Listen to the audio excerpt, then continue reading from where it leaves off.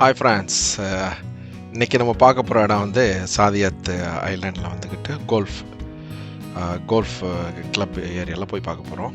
இது ரொம்ப அருமையான ஒரு ஏரியா. எனக்கு எப்போ போனாலும் அங்கே வந்து ரொம்ப பீஸ்ஃபுல்லாக இருக்கும்.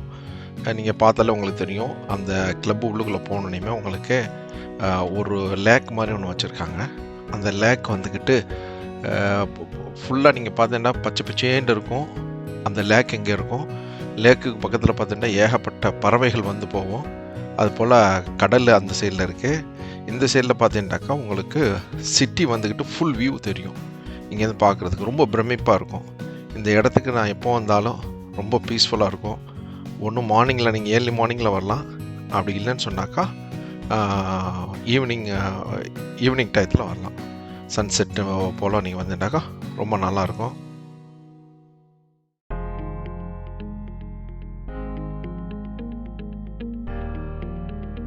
இந்த வீடியோ நல்லா பாருங்கள், ஃபுல்லாக முழுமையாக பாருங்கள். ஏன்னு சொன்னால் இது யாரும் மிஸ் பண்ணக்கூடாது. இது வரைக்கும் யாரும் இந்த அபுதாபியில் இருந்துக்கிட்டோ இல்லாட்டி துபாயில் இருந்துக்கிட்டோ இல்லாட்டி யூஏயில் இருந்துக்கிட்டோ பார்க்கணுன்னு சொன்னால் கண்டிப்பாக இந்த இடத்த வந்து பாருங்கள். அதிகமான பறவைகள், பலவிதமான பறவைகள் பார்க்க முடியும். பச்சை பச்சேன்னு எங்கிட்டால பார்த்தாலும் பச்சை பச்சேன்னு பார்க்க முடியும். ஃபுல் மெயின்டெனன்ஸ் பண்ண ஒரு அருமையான ஒரு எப்படி சொல்கிறது, நல்ல ஒரு அருமையான ஒரு புல்வெளியை பார்க்க முடியும். அதுபோல் கிளப் காரில் வந்துக்கிட்டு இங்கே எங்கே வந்துக்கிட்டு போயிட்டுருப்பாங்க. இதுக்கு வந்து நம்ம பெரிய லெவலில் காசுலாம் எதுவும் அவசியம் இல்லை, ஃப்ரீ தான். ரெண்டாவது என்னன்னு சொன்னாக்கா, இந்த கிளப் கார்லேயே நம்ம வந்து உள்ளுக்குள்ளே போகலாம். அதுக்கு சார்ஜு, அதை அவங்க கூட்டிகிட்டு போவாங்க நம்மளை சுற்றி பார்க்குறதுக்கு. ரொம்ப நல்லாயிருக்கும். இந்த இடத்துக்கு வந்தாலே ரொம்ப பீஸ்ஃபுல்லாக இருக்கும். நீங்கள் முழுமையாக இந்த வீடியோ பாருங்கள், உங்கள்ட்ட கமெண்ட்ஸை கொடுங்க. இது வரைக்கும் நம்ம சேனலை சப்ஸ்கிரைப் பண்ணலண்டா கண்டிப்பாக சப்ஸ்கிரைப் பண்ணுங்கள், ஷேர் பண்ணுங்கள், கமெண்ட் பண்ணுங்கள்.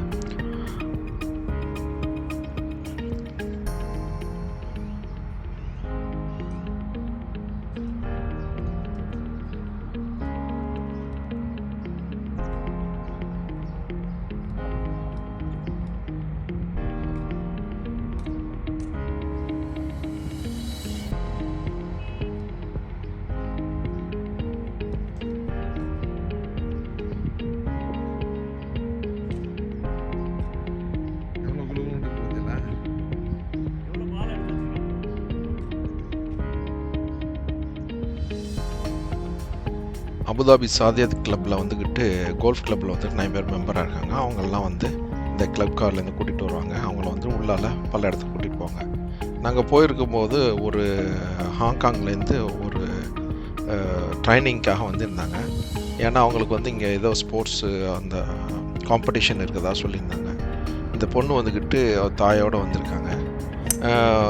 ரொம்ப நேரமாக ப்ராக்டிஸ் பண்ணிகிட்டு இருந்தாங்க. நான் பார்த்துக்கிட்டே இருந்தேன். அப்புறம் அவங்க தாயிட்ட கேட்கும்போது, நான் யூடியூப் சேனலில் வந்து இது போடுற மாதிரி இருக்குது, எடுக்கலாமான்னு கேட்டேன். ஓஎஸ் நீங்கள் எடுத்துக்கலாம், ஒன்றும் பிரச்சனை இல்லை அப்படின்னாங்க. அதுக்காக ஒரு 2 கிளிப் எடுத்தேன்.